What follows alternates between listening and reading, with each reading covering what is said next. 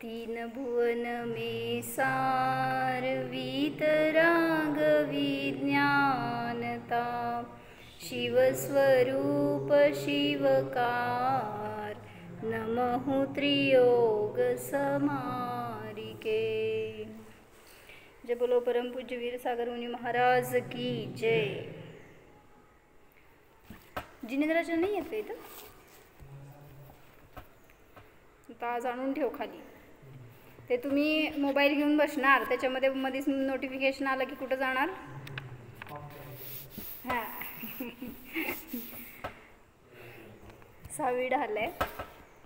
षटकाय जीवन हनन ते सब विधि दरवहिं साटरी रागादि भाव निवारते हिंसान भावित अवतरी जिनके नलेश मृषान जल मृणहु बिनादि योग है अठदश सहस विदशील दरचित ब्रह्म में नितर मिरहे.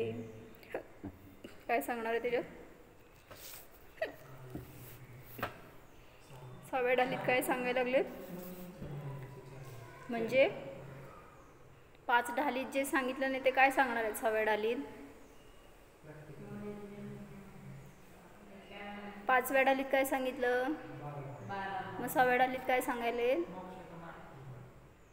मोक्षाचा मार्ग 3ऱ्या ढालीत सांगितलं. सम्यक दर्शन, सम्यक ज्ञान, सम्यक चारित्राचे 2 भेद केले, एक देश चारित्र आणि सकल चारित्र. मग देश चारित्राचं वर्णन 4थ्या ढालीत केलं, 3ऱ्या आणि 4थ्या ढालीत. 4थ्या ढालीत देश चारित्राचं वर्णन केलं. 5व्या ढालीमध्ये 12 भावनांचं वर्णन केलं. आणि आता त्या 12 भावनांना ऐकून ज्याला वैराग्य झालं, जो दीक्षा घेण्यासाठी उन्मुख झालाय, त्याच्यासाठी सकल चारित्राचं स्वरूप सांगतायत. म्हणजे 5 ढाली झाल्यात तुमच्या. आता तुम्ही काय करायला पाहिजे? दीक्षा घ्यायला पाहिजे. मग तुम्हाला दीक्षा घेतल्यावर काय काय करायला पाहिजे हे सांगायला लागले. कधी घ्यायची आहे? म्हणा की लगेच घ्यायची आहे आत्ताच. हां, भावना करायला का आपल्याला? काय मामा, दीक्षा घ्यायची आहे का आपल्याला? घाबरू नका, हो म्हणा. घ्यायची आहे, आत्ताच घ्यायची आहे. भावना आपण जेवढी तीव्र करतो तेवढी लवकर होणार. आज एकांची दीक्षा झाली माहिती आहे तुम्हाला? फलटणला एक जण क्षपक आहेत, तर त्यांचं संलेखन चालू आहे. त्यांनी विचारलं माताजींना की दीक्षा द्यायची आहे त्यांना, तर तिथं झाली दीक्षा. म्हणजे त्यांचे भाव उत्कृष्ट. कालच संध्याकाळी त्यांना 4 प्रकारच्या हाराचा त्याग झाला आहे. मग यमसंलेखना झाली आहे आता. मग त्याच्यामध्ये त्यांना आता चटईवर घेतलं आहे, पिंशी दिली आहे जवळ, आणि मग विचारलं दीक्षा घ्यायची आहे का. त्यांचं जागृती चांगली आहे, त्यांनी होकार दिला आणि दीक्षा झाली त्यांची. त्यांचं नाव ठेवलं आहे शांतमती माताजी. म्हणजे मला म्हणायचं आपल्या जीवनामध्ये असं यावं, हे भाव आत्ता केलं तर शेवट गाठणार आहे. कधी का होईना पण व्हावी, हे तर भाव आहेत का आपल्याला? भय वाटतं म्हणून आम्ही सकाळी हेच घेतलं. काय, कोणाला तरी काहीतरी सोडा म्हटलं तर भय वाटतं. काय सोडायचं हो? कोण?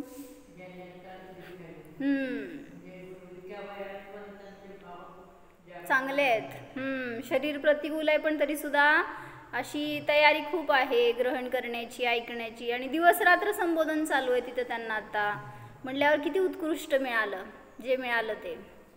मग आम्ही असं काही तेच घेतलं की धर्म म्हणजे लोकांना हे सोडा ते सोडा असं म्हटलं तर भय वाटतं. काय करायचं आहे? संलेखना घ्यायची म्हणजे सगळं सोडा सोडा म्हणायला लागलाय असं म्हटलं की धर्माला सोडतात पहिला लोक. काय सोडायचं आहे हो तुम्हाला? धर्म नाही सोडायचं आहे, उलट धर्म स्वीकार करायला सांगायचं आहे. मग महाराजांनी सांगितलं, विजयसागर महाराजजींनी, की तुम्हाला भोगाची रुची आहे 5 इंद्रियांच्या, तर भोगाच्या भाषेत धर्म शिकवा. म्हणजे मी शिकवतो असं म्हणले महाराज. काय?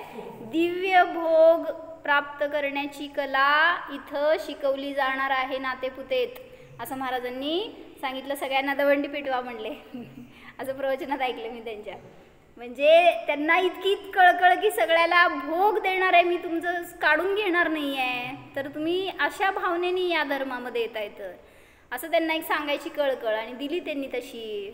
कला.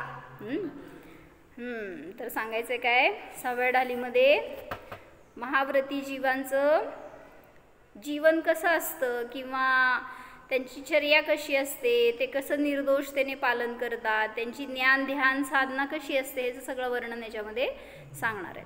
बोला पहिल्या दोह्याचा अर्थ.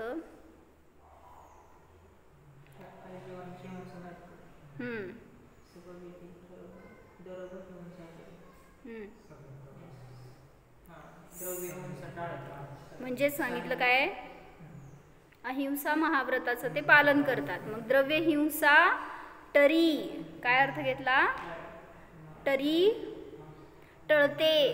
मग तिथे त्यांनी काय सांगितलं की टाळतात हे म्हणायचं नाही, टळते हे सांगितलं. का असं म्हणलं तर त्यांचं जीवन असं आहे, त्यांची चर्या, त्यांची साधना अशी आहे, त्यांची सगळी वृत्ती जे काय ते करतात ना, हलणं चालणं फिरणं उचलणं ठेवणं खाणं पिणं सगळ्यामध्ये जीव मरत नाहीत अशी त्यांची चर्या असते. म्हणून म्हणलं हिंसा टरी, टळली.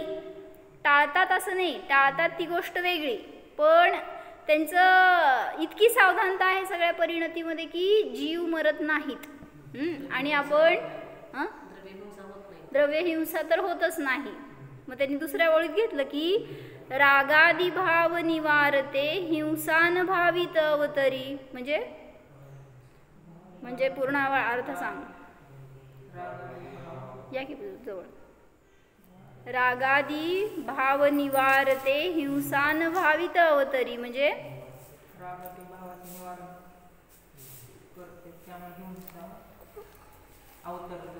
भावित अवतरी, भाव हिंसा अवतरत नाही. म्हणजे काय सांगायचंय, मग त्यांनी तर तिथे एक असं घटवलं की हिंसा कधी होते, एखाद्याला मारल्याने हिंसा होते असं तुम्ही म्हणताय ना.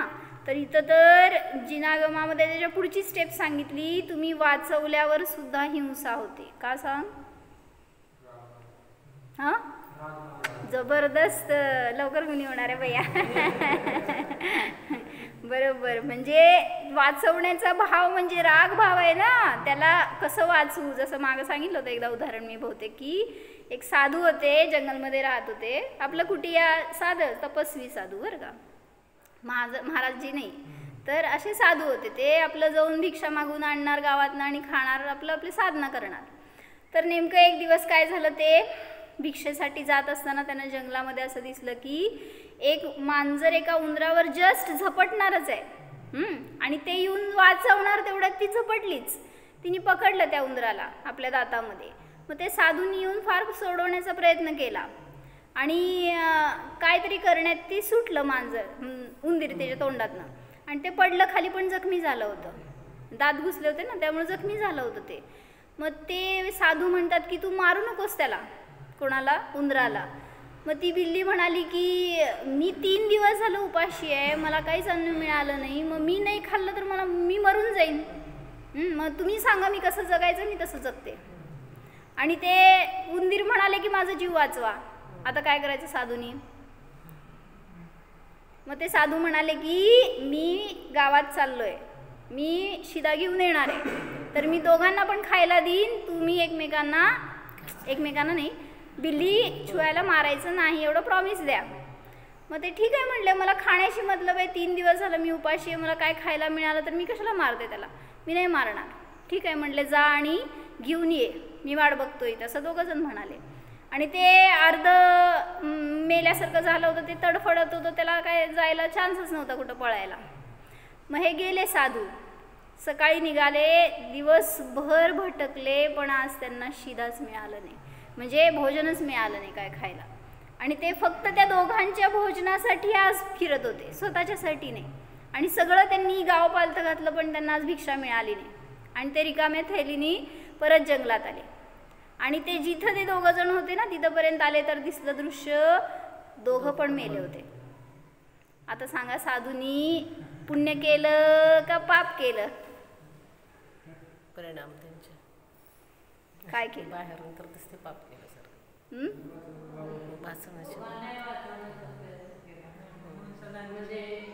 भुका मारलं का नाही त्याला, बिल्लीला? पण काय उपयोग काय तुमच्या प्रॉमिसचा? तुम्ही गेला आणि वर्षभर आलाच नाही तर काय करायचं? त्याच्यासाठी तसंच झालं ना, 4 दिवसाचं उपाशी बनल्यावर ते काय राहणार आहे तुम्ही येईसपर्यंत? मग हिंसा केली काय? हिंसा केली एवढं सांगा मला.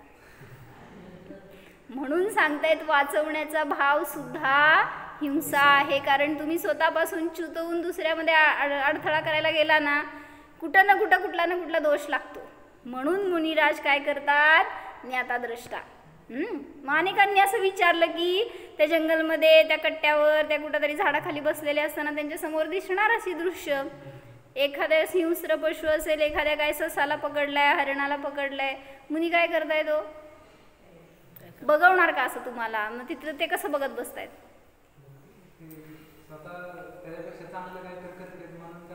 ज्ञाता म्हणजे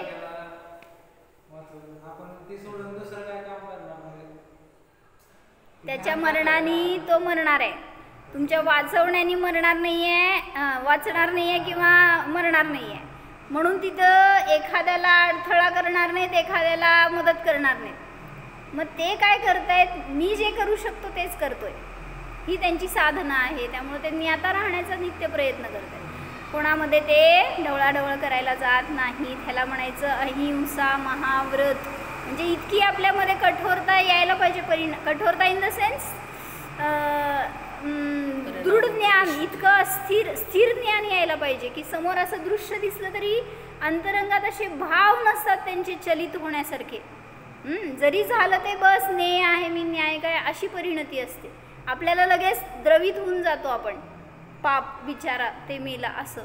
म्हणजे अशी अस्थिरता नसते ज्यांच्या ज्ञानात ना, ते आपलं महाव्रत नीट पाळू शकतात. म्हणजे माझं पण उदाहरण सांगितलं होतं मागच्या वेळी, एकदा मी सांगितलं होतं, आठवतंय का? इथंच बाहेर एक मांजर कबुतराला पकडलं. हो, म्हणजे 8चं शास्त्र झालं संध्याकाळचं आणि मी बाहेर गेले. त्यावेळेस तिथं जरासं लाईट कमी असेल का काय, ते चुकून कबूतर खाली उतरलं होतं जमिनीवर आणि ते उडत नव्हतं, त्याला दिसत नसेल का काय. आणि नेमकं ते मांजराचं छोटं पिल्लू आलं होतं, ज्याच्यापेक्षा मोठं होतं कबूतर, पण ते येऊन त्याला पकडण्याचा प्रयत्न, ज्याची शक्तीच नव्हती. पण कसा असतो जातीचा परिणाम असतो ना, हिंसक असतो. मग ते भलेही छोटा असेल तरी आपल्यापेक्षा मोठ्या शिकाराला पकडण्याचा प्रयत्न. ते आलं जवळ आणि त्याला पकडण्याचा प्रयत्न करते, ते फडफडत होतं, उडत होतं जरासं इकडं तिकडं. म्हटल्यावर मला दिसलं ते, मग मी त्याला पळवलं, ते पिल्लू पळालं, पण ते गेलं आईकडं आणि ते आईला आणलं. आता ते माझ्याने हलणार आहे का, पळणार आहे का, काय होणार आहे? आपलं मी प्रयत्न केला, शेवटी ते येऊन पकडलं त्याला. म्हणजे त्या दिवशी रात्री जवळपास झोप लागली नाही मला की आपल्या समोर असं व्हायला नको, आपण का वाचवू शकलो नाही त्याला. मग मला विचारायला तेच की मुनिराजांच्या समोर रोज घडत आहे असं, काय म्हणायचं, क्षणोक्षणी घडत असेल काय ना काय. किती स्थिरता त्यांच्या ज्ञानामध्ये. असं स्थिर ज्ञान ज्याला असू शकतं, शिल्ड आहे, शिल्ड. ते काय म्हणायचं, त्या ज्ञानाचं एक शक्ती अशी असती की काही पण होऊ दे जगामध्ये. काय चाललंय हो सगळीकडं? पंजाबमध्ये काय झालं, मराठवाड्यामध्ये काय झालं, तुमच्या इथं सोलापुरात चाललाय जिल्हा. सगळीकडं पुराचा बघून बघून लोक घाबरायला लागलेत, काय नाही होताच घाबरायला लागलेत. मग तिथं कसं स्थिर राहू शकणार जर असं छोट्या छोट्या गोष्टींना आपण अस्थिर झालो तर? केवळ ज्ञान झाल्यावर सगळं दिसणार आहे युगपत 3 काळातलं, आणि मग कसं तिथं स्थिर राहू शकणार ते ज्ञान? तन्मयच होत नाहीत ना ते. वितराग तर तिथं गेल्यावर प्रगट झाली नाहीये ना, इथं प्रगट झाली आहे म्हणून तर त्यात जाऊ शकले ते त्या स्टेपला. मग इथं आपण प्रयत्न करत नाही, पुरुषार्थ करत नाही, तर ती स्टेप येणार कशी? काय म्हटलं? परद्रव्याशी तन्मयच होत नाही, तन्मयतेने जाणत नाही. जे पण दिसतंय ना तसंच आहे मुनिराजांचं पण. जे दृश्य दिसतंय ना, बस ज्ञाता, त्याच्याशी तन्मय व्हायला जातो आपण. म्हणून त्या कबुतराबद्दल मला झाला भाव रागाचा, म्हणून मी रागीद्वेषी झाले. असं वितराग राहायला पाहिजे, पण असं नाही घडलं, पण घडायला पाहिजे. एक दिवस सामायिक करायला वर बसले होते मी गच्चीमध्ये, इथं आमच्या तिथं. तर संध्याकाळची वेळ असेल आणि बस असं बसले प्रतिष्ठापना करून, आणि कबूतर उडत होती वरती, आणि एक कबूतर आला आणि जोरात भिंतीला धडकून बरोबर माझ्या बाजूला पडलं. आणि त्याचं डोकं बहुतेक काहीच दिसत नव्हतं त्याला काय झालं असं, पण ते निश्चित पडलं ना, त्याच्या डोक्यात रक्त व्हायला लागलं. म्हणजे काय असतील शेवटचे श्वास तेवढं नमोकार मंत्र सांगायचा प्रयत्न केला असेल, ते घेतलं नाही घेतलं तेवढंच, पण त्याच्यानंतर ते राहिलं नाही. म्हणजे मला म्हणायचं किती क्षणिक जीवन असं संपून जातं आहे. मग त्या तशा दृश्यामध्ये पण आपण लगेच आकृष्ट होतो, लगेच हळहळ करतोय. मग असं ज्ञान कधी महाव्रताला ग्रहण करू शकणार नाही. म्हणून सांगतायत काय, ज्ञानाची शक्ती वाढवायला पाहिजे. ती वाढणार कशी? ज्ञानाला ज्ञानात ठेवा तर वाढणार आहे. आपण नेयामध्ये जातोय म्हणून सगळं बळ आपलं नष्ट होत आहे. म्हणून मुनिराज कसे असतात? तो अहिंसा महाव्रती असतात. पुढं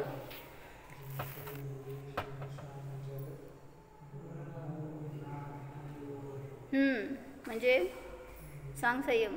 मृषा म्हणजे खोटं, लेश म्हणजे किंचित सुद्धा, महेन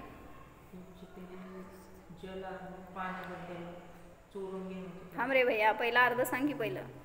जिनके न लेश मृषा, ज्यांच्यामध्ये किंचितही खोटेपणा नाही, म्हणजे सत्य महाव्रताचं पालन करतात. आणि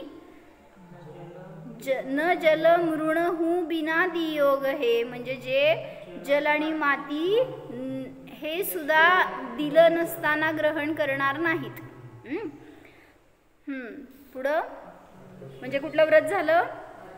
अचौर्य महाव्रत. पुढं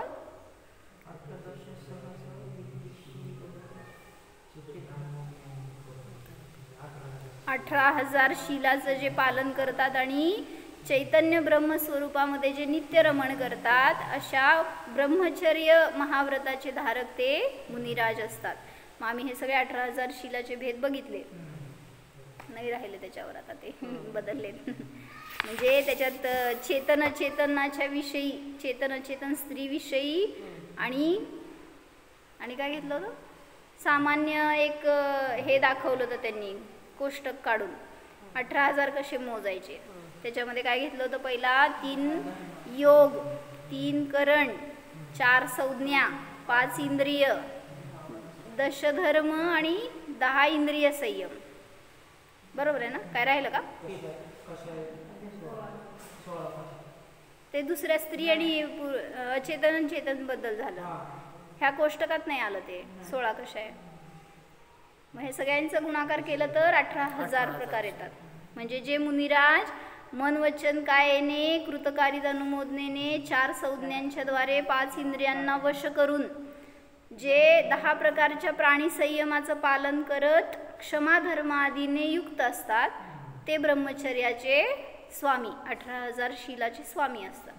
असं त्यांनी 3 करण म्हणजे कृतकारित अनुमोदन, 3 योग, 3 करण, असं त्यांनी ते असते ना, अक्ष फिरवतो आपण मांडणी करून, गोमटसारमध्ये वगैरे दाखवलेलं, जसं 15 प्रमादांचं दाखवतो आपण, एकाला स्थिर ठेवून बाकी अक्ष फिरवायचा तसा. मग तसं त्यात पण कोष्टक करून दाखवलंय. तर अशा 18,000 शिलाचं पालन कोण करू शकणार? कधी करू शकणार? कसं करू शकणार? त्याच्यासाठी अभ्यास आत्ता आपण करतोय, करायला पाहिजे. कसा? टी व्ही बघताना, T V in the sense जे पण तुम्ही बघता, तर ते बघत असताना काही दृश्य असे दिसतात ज्याच्यामध्ये आपल्याला चंचलता होते, शिलात दोष लागतात किंवा काय द्रवित होतो, म्हणजे भावनेतून सुद्धा अब्रह्माचं सेवन झालं. मग जर तिथं तसं झालं तर ब्रह्मचर्य कसं पालन होणार? म्हणून म्हटलं, जेव्हा मुनी दीक्षा देतात ना एखाद्या न्यूकमरला, ब्रह्मचारी आहे, तो संघात राहतोय आणि त्याला दीक्षा द्यायची असेल तर सगळ्या रीतीने परीक्षा केली जाते. दिगंबर दीक्षा घ्यायची म्हटल्यावर सोपी गोष्ट नाही आहे. म्हणून तिथं पहिल्यांदा असे दृश्य समोर दाखवतील ज्याच्यातून तुम्ही किती स्थिर राहू शकता हे बघणार, आणि मग जे त्याच्यामध्ये पास होणार त्यांनाच दीक्षा मिळू शकते, अन्यथा नाही. चला पुढचं सांगतायत. परिग्रह त्याग महाव्रत. कोण आहे? बोलवायचं. परिग्रह त्याग महाव्रत, इर्या समिती आणि भाषा समितीचं वर्णन सांगताय दुसऱ्या दोह्यामध्ये. अंतर चतुर्दश भेद बाहिर संग दश धातेटले परमादतजी चौकर मही लखी समितीर्या ते चले जग सुहित कर सब अहित हर श्रुति सुखद सब संशय हरे ब्रह्मरोग हर जिनके वचन मुख चंद्र ते अमृत जरे. परिग्रह किती प्रकारचे असतात? अंतरंग परिग्रह आणि बहिरंग परिग्रह. किती प्रकारचे? अंतरंग दिले की वाचा. अंतर चतुर्दश भेद. 14 प्रकारचे अंतरंग परिग्रहाचे भेद. दुसरं बाहिर संग. संग म्हणजे परिग्रह. बाहिर संग 10 म्हणजे 10 म्हणजे 10 नाही. अरे ते 10 म्हणजे काय विचारते? 10 म्हणजे प्रकारवाची आहे. ते काय 10 आणि 10 म्हणत नाही आहे. 10 नाही आहे. द हा मराठी नाही आहे, ते हिंदी आहे ना. 10 नाही आहे ते. संग 10 ते टले. बाह्य परिग्रह 10 प्रकारचा असतो. तर त्या सगळ्या परिग्रहाचा जे त्याग केलेले असे निसंग मुनिराज आहेत. कुठले अंतरंग चतुर्दश भेद? मिथ्यात्व, क्रोधमान मायालोभ, हास्यरती अरती शोकभय जुगुप्सा स्त्रीवेद पुरुषवेद नपुंसकवेद. जे सगळे आपण आता मोहाचे भेद बघितले ते सगळे 14 प्रकार जे आहेत ते अंतरंग परिग्रह म्हणायचा. का म्हटलं त्याला परिग्रह?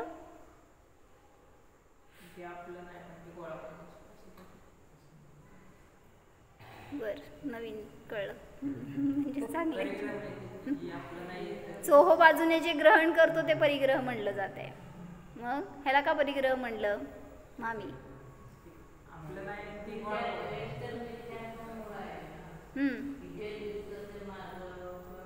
नाही म्हणजे काय मला नकोय. मिथ्यात्व म्हणजे काय मी सांगते की तुम्हाला.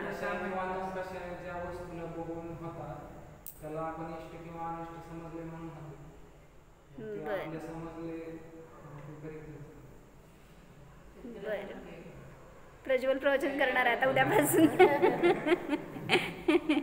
आली आहे त्याच्यामध्ये स्किल. काय म्हणताय? म्हणजे बहिरंग परिग्रह तर आहे. 10 प्रकारचा बहिरंग परिग्रह आहे. कुठला? काका माहित आहे? माझ्याजवळ नाही आहे म्हणा की जाऊ दे. विनिश परिग्रह आहे. तर एका असं सांगितलं बघ त्यांनी. म्हटले तुम्ही इथे येऊन बसलाय, सांगा परिग्रही आहेत का? अपरिग्रही? कुठं घर आणलंय? काय तुमचं इस्टेट आणलंय? काय आणलं नाही आहे? तुम्ही परिग्रही आहे का अपरिग्रही? विचारात घेऊन आलाय होय? नाही तेच विचारते की काय आहे तुझ्याजवळ. काय नाही विनिश परिग्रह म्हण की मग. म्हणजे जरी इथं आणलं नाही आहे तुम्ही, घर कुठं आहे मामा? मामा घर कुठं आहे? तुमचं घर कुठं आहे विचारतीये? इथंच आहे. परिग्रह घेऊन येतोय बरोबर. मग मुनी कसं होणार हो? इथं आलोय कशासाठी आपण? कुठलं घर सांगताय? ते सांगा. माझ्या नजरेत दुसरं घर आहे, तुमच्या नजरेत दुसरं असायचं. तुमचं घर कुठं आहे? कुठलं घर? विटापातीचं घर का तुमचं असंख्यात प्रदेशी घर? जिथं राहता ते घर तिथं आहे का इथं आहे असं विचारायचंय मला. आपल्या ज्ञानात आपण घेऊन आलो तर निश्चय का म्हणला हो मग तुम्ही? घेऊनच येतोय बरोबर. कुठे हो नादेपुतेत आहेत का इथं आहेत का? मग ते परिग्रह जवळ घेऊन बसतोय ना, म्हणून तुम्हाला निसंग नाही म्हणता येत, निष्परिग्रही म्हणता येत नाही. तर त्यांनी घटवलं. असं गोदाजींच्या प्रवचनमध्ये आलं होतं की म्हटले ते सेठजी आले आणि बसले प्रवचनाला मुनींच्या, आणि मुनी तर निसंग आहेत आणि त्यांनी तोच उपदेश दिला सगळा. मग ते तर त्यांचं काय परिग्रह बरोबर आणला नव्हता, तरी सुद्धा ते परिग्रही होते, कारण त्यांच्या ज्ञानात तर सगळ्या वस्तू होत्याच. माझा हा भाव होता. आणि झालं काय नेमकं? म्हणले प्रवचन ऐकल्यावर वैराग्य झालं. काय? संयम. आणि वैराग्य झालं की तिथंच त्यांनी दीक्षेची मागणी केली. दीक्षा झाली. सांग आता. म्हणजे 5 मिनिटापूर्वीची परिस्थिती आणि आत्ताची परिस्थिती, निसंगता कुठं आहे? म्हणजे मगाशी सुद्धा काय आणलं नव्हतं तुम्ही बाह्य परिग्रह, आता पण आणला नाही आहे. मग आता त्यांना निस्संग म्हणायचं का नाही म्हणायचं? ऑब्जेक्शन. कसं ममत्व आहे ना, तिथं परिग्रह आहे, म्हणून अंतरंग परिग्रहाचे भेद केले ते सगळे. मग सगळा बाह्यरंग परिग्रह आहे तो तिथं ठेवत नाही, म्हणूनच त्याला अंतरंग परिग्रहामध्ये घातलं. सगळे परिग्रह आपण जवळ घेऊन वावरतोय, भलेही बाहेर परिग्रह नसेल पण अंतरंगात असतील ना भाव, दीक्षा घेऊन सुद्धा तुम्ही परिग्रही असणार. म्हणजे जसं कोणाचं होतं सांगा, दीक्षा घेऊन सुद्धा परिग्रही होते. कोण?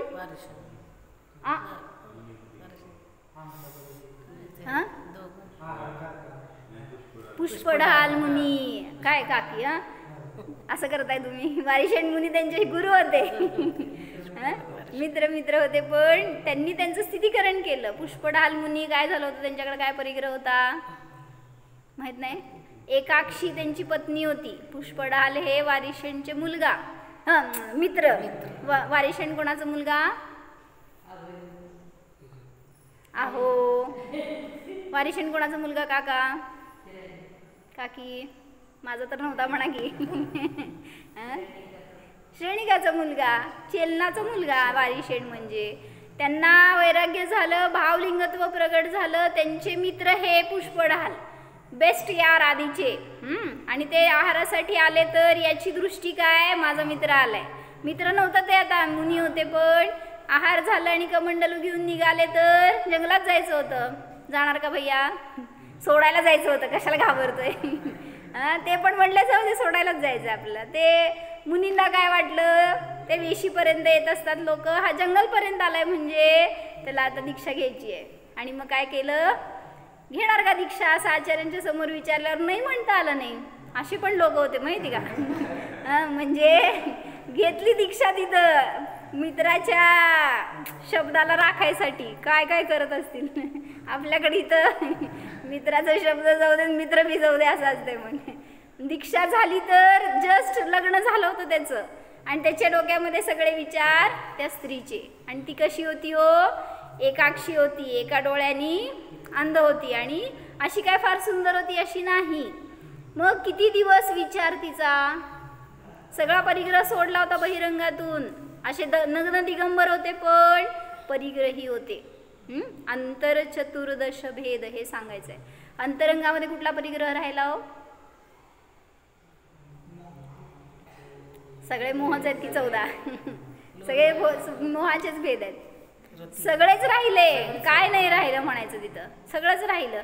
आणि जिथं अंतरंग परिग्रह आहे, नियमाने बहिरंग परिग्रह हा हे म्हणला जातो. दिसू दे नाही दिसू दे तुम्हाला काय पण अंतरंगात आहे म्हणजे बहिरंगामध्ये तो परिग्रह आहेच त्याला. आणि काय झालं मग, कुठंपर्यंत आले, दीक्षा झाली. 12 वर्ष त्यांच्या बरोबर विहार झाला. 12 वर्ष विचार कुठले हो, तिच्याजवळ जायचे एवढेच विचार. आणि तिला विचार कसे, किती यांचं भाग्य आहे, मुनी दीक्षा घेतली आहे, किती चांगली साधना करतायत. ती विरक्त झाली आणि साधना करू लागली घरात राहून, जशी करू शकते तशी. पण यांचा विचार सगळा तिच्याशी अटॅच.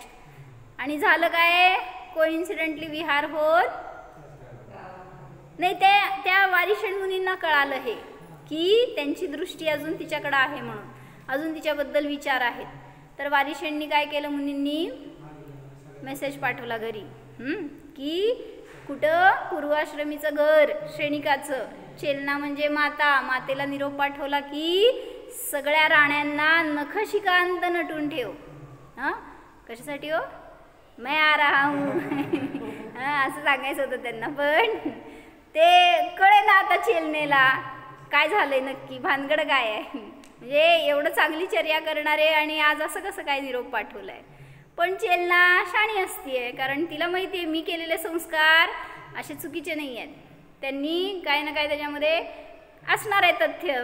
आणि तरी पण परीक्षा करण्यासाठी तिने काय केलं, सांगितली आज्ञा जशी आहे तशी. त्या सगळ्या 32 राण्या होत्या वारिशेण राजाच्या, राजकुमाराच्या. आणि आता ते मुनी होते.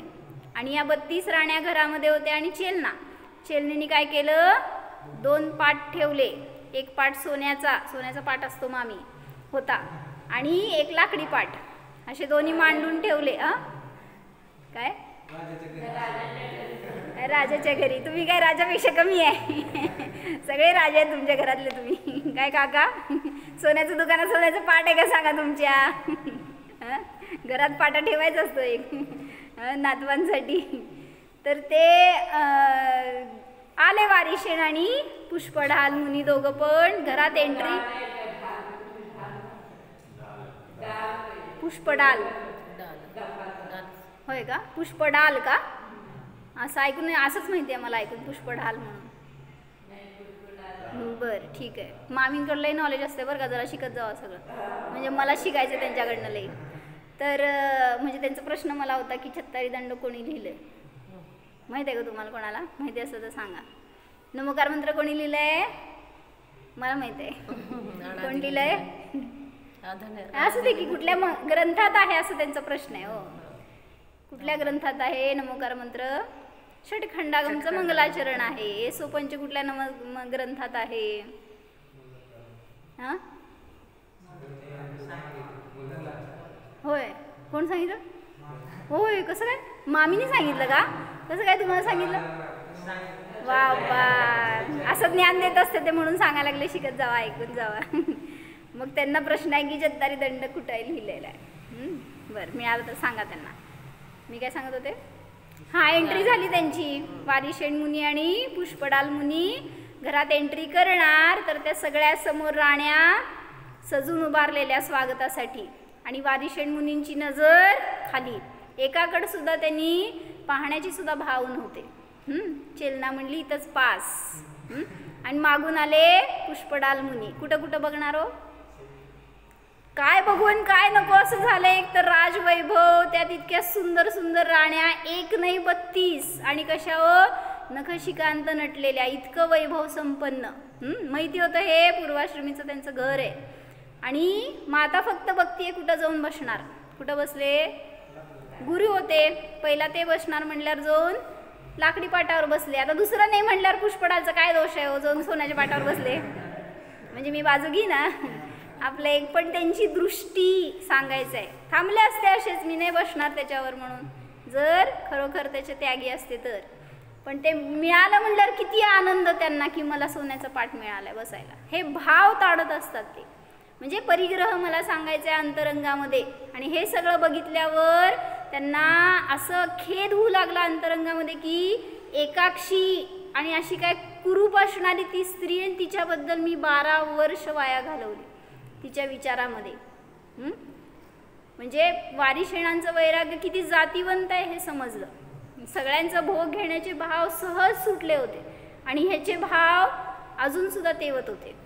म्हणजे तिथं अंतरंगामध्ये ते भाव आहेत तोपर्यंत भाव परिग्रह म्हणला जातो. त्याला अंतरंग परिग्रह म्हणला जातो. म्हणून त्याचे 14 भेद आहेत. ते सगळ्या प्रकारांमध्ये लावायचे. मिथ्यात्व, क्रोधमान, माया, लोभ, हास्यादी 9 कशा आहे. तर ते एकदा सुमत प्रकाशजींनी असं घटवून दाखवलं होतं की 10 जे परिग्रह आहेत ना तुमचे, कुठले सांगा? माहित आहेत का? शर्ट, पॅन्ट, बेड असलं नाही. क्षेत्र, वास्तू. क्षेत्र म्हणजे तुमच्या नावावर काय घेतलेलं लँड असेल तर ते.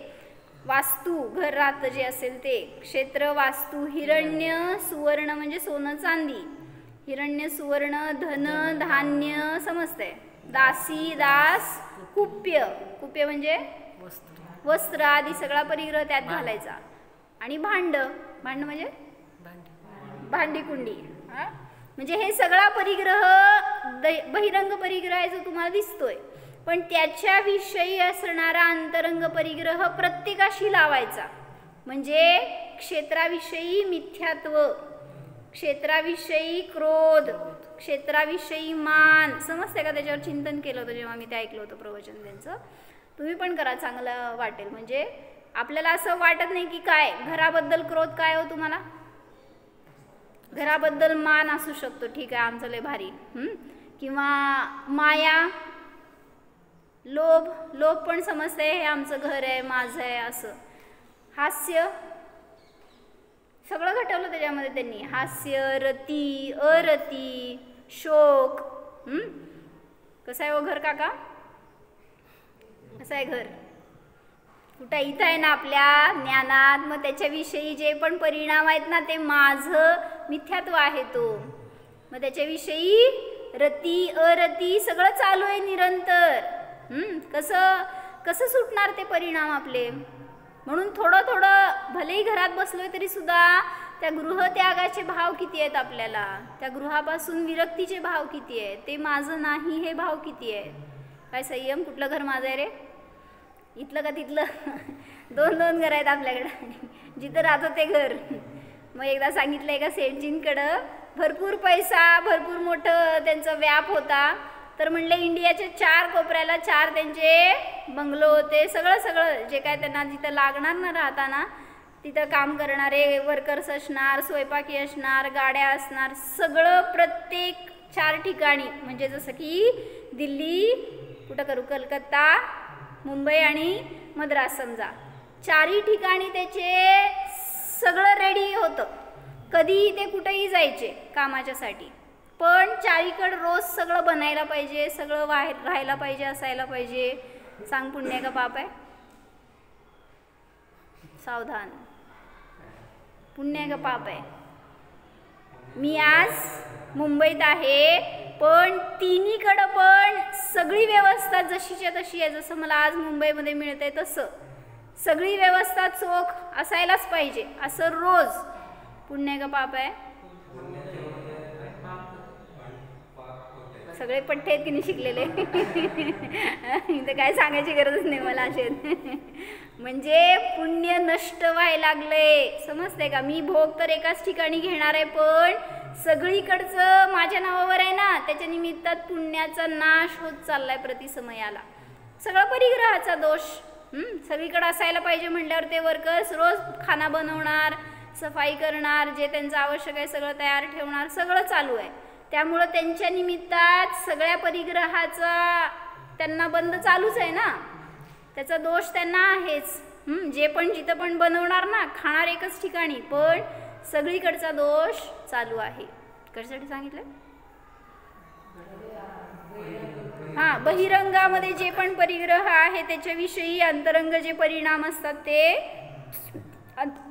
अंतरंग परिग्रह म्हणला जातो. त्याचे भेद केले त्यांनी 14. मग प्रत्येकाविषयी असं थोडंसं चिंतन करून बघायचं आपल्याला. जसं कपडे आहेत, कपड्याविषयी सांग बघू. अंतरंग परिग्रह 14 सांगा. कपडे मिथ्यात्व. कसं मिथ्यात्व? कसं? माझा. हां, ह्याच्यामध्ये माझं सुख हे छान आहेत ना, म्हणून मी आज किती सुखी आहे. तर हे मिथ्यात्व झालं. पुढं क्रोध. ते असं पाहिजे तर असं नाही, फाटलं. बरं, फाटल्यावर क्रोधी होता. बरं, पुढं जसं पाहिजे मिळालं नाही, मिळालं नाही जसं पाहिजे तसं, तसं तर क्रोध. मान. माझं छान. त्यांच्यापेक्षा माझी किती भारी आहे साडी, माझा ड्रेस. पुढं माया. कुठं तर फाटलेलं असलं तर असं झाकून जायचं. मायाचार. किंवा माझं छान आहे हे सगळ्यांना समजावून सांगायचं जरी नसेल तरी मायाचार. माहिती आहे की जुनं झालेलं आहे, पण सगळ्याला सांगायचं आत्ताच आणलेलं आहे, करकरीत नवीन आहे. काय पण असले गोष्टी मायाचार. पुढं लोभ. अजून पाहिजे, किंवा हे माझ्याजवळच राहावं, हे कोणी वापरायला नाही पाहिजे, हे सगळा लोभ. हास्य. हर्ष. ते आहे तर मी प्रसन्न आहे, त्याच्यामुळं मला सुख आहे, आनंद आहे, हे सगळे हर्ष. हास्य कशा आहे. पुढं रती. रती म्हणजे इष्टाचा संयोग. म्हणजे एक सगळेच घटवायचे आहेत ना आपल्याला आता. तर इष्ट वस्तू आहे ती मलाच मिळाली, बरं झालं, हे रती. अरती.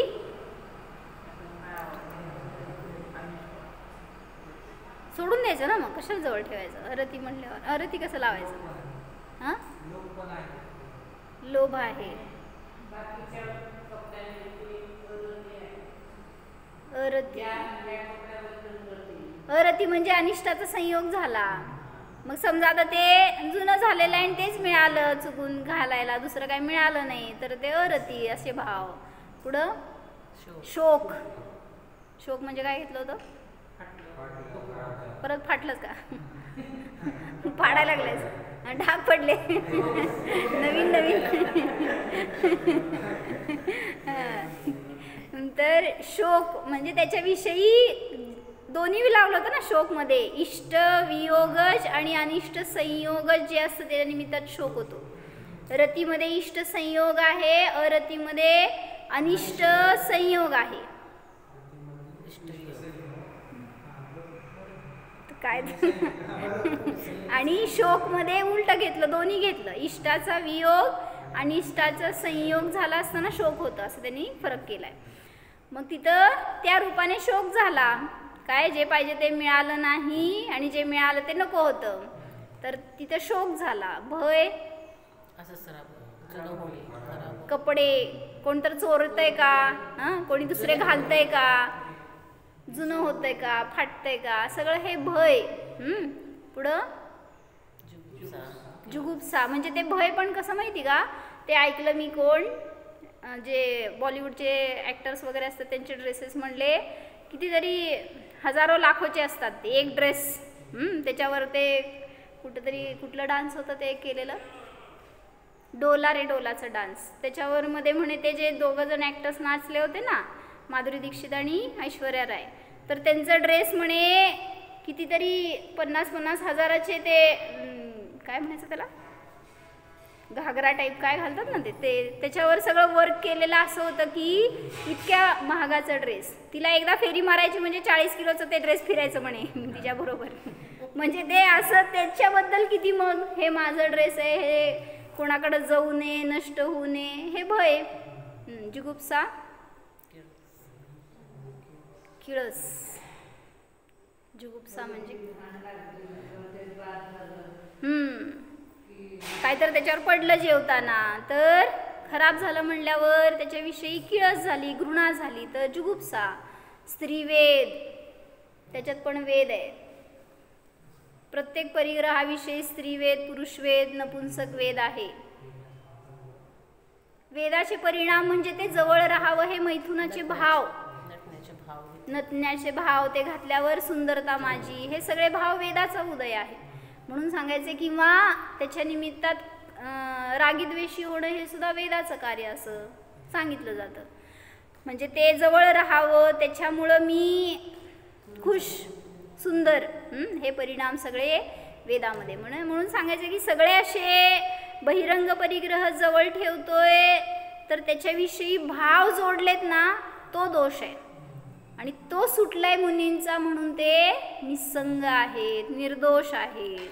म्हणून ते म्हणलं नाही काय, एका काव्य असंच काय केलेलं, निसंग है जो वायु सम निर्लेप है आकाश से, निज आत्म में ही विहरते जीवन न पर की आस से, जिनके निकट सिंहादि पशु भी भूल जाते क्रूरता, उन दिव्य गुरुओं की हो कैसी अलौकिक शूरता.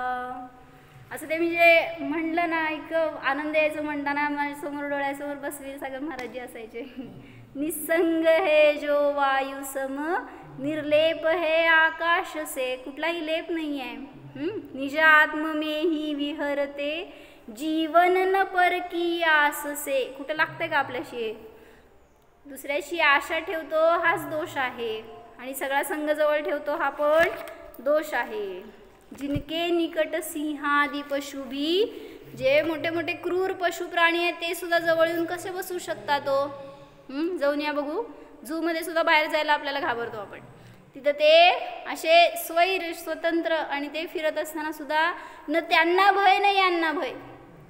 जिनके निकट सिंहादि पशु भी भूल जाते क्रूरता, उन दिव्य गुरुओं की हो कैसी अलौकिक शूरता.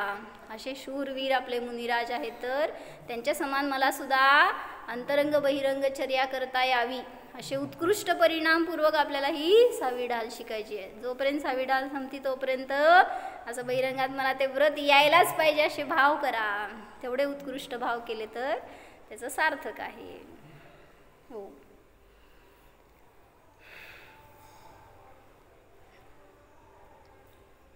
जाणा हा मी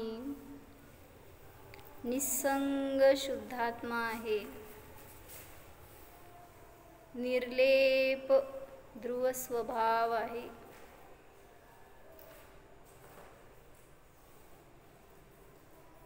क्रोध मान माया लोभ आदी सर्व कषायांनी रहित आहे.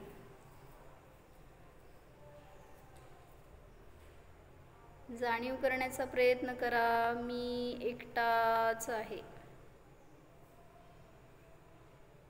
सर्व परद्रव्य माझ्यासाठी ज्ञेय मात्र आहेत, भिन्न आहेत.